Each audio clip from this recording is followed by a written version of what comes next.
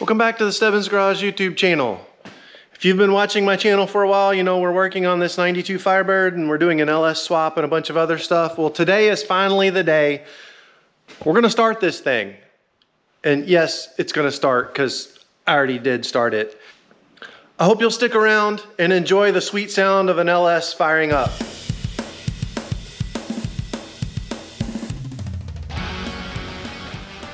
Went ahead and hooked up the wires for the Holley, got these terminal posts so I can connect that. There's our finished throttle cable that runs inside. I got my wife to help me set it so that it opens at 100% when I press the pedal. So there's really not much else left other than the fuel pressure regulator, but I want to go ahead and see the Holley turned on.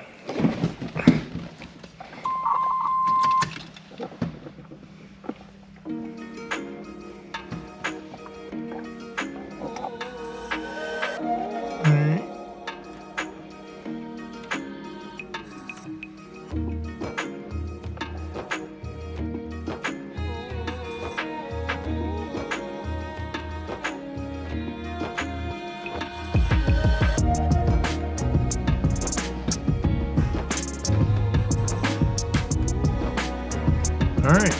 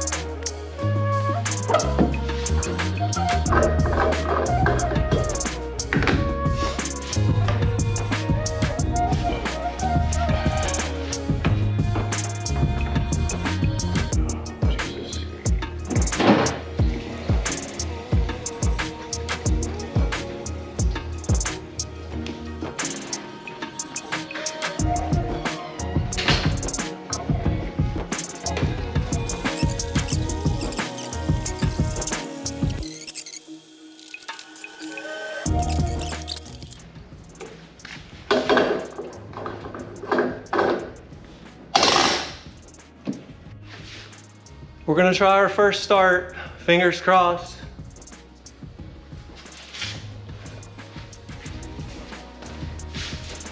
Clutch in, say a little prayer.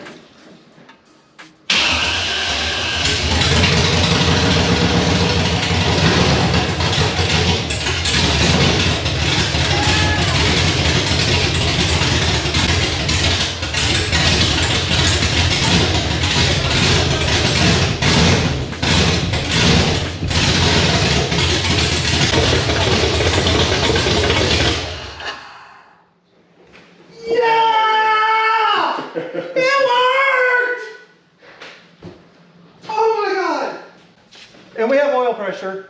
You have oil pressure? Yes. High five. Let's go. Five. Let's go for the ride, bro. Surprised I'm taking a nap now. Here goes nothing. I'm just gonna sit here with my cup holder.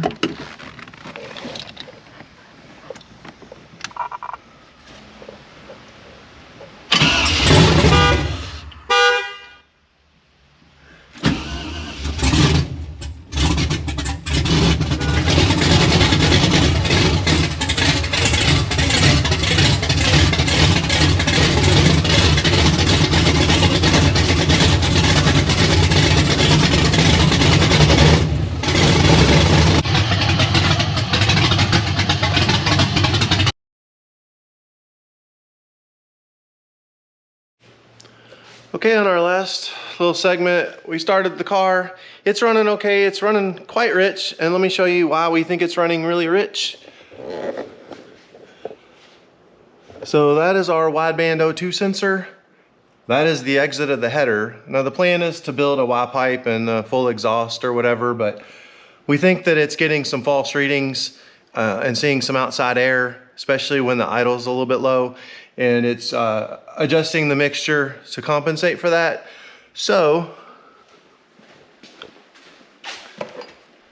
I went to Vato Zone and picked up this flex pipe just temporarily to hook that up so we can give that that wideband some more room to actually get a good reading.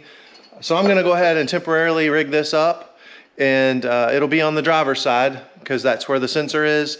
And then we can see if we'll pull it back outside and start it. I think I probably need to adjust the idle air screw too. There's a screw that adjusts the idle on the throttle body. But first I'm gonna put this on and see what it does, and we'll go from there. All right, so there's our temporary flex pipe. I'm not saying this is elegant. I'm not saying it's even good. I'm not leaving it.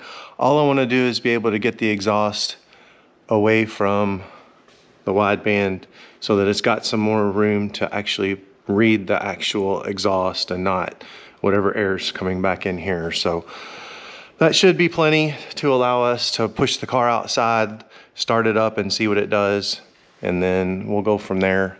I think it's a better solution than throwing darts up in the air and hoping they don't hit me or something. So this was the suggestion that I got first, was just to give that some more length.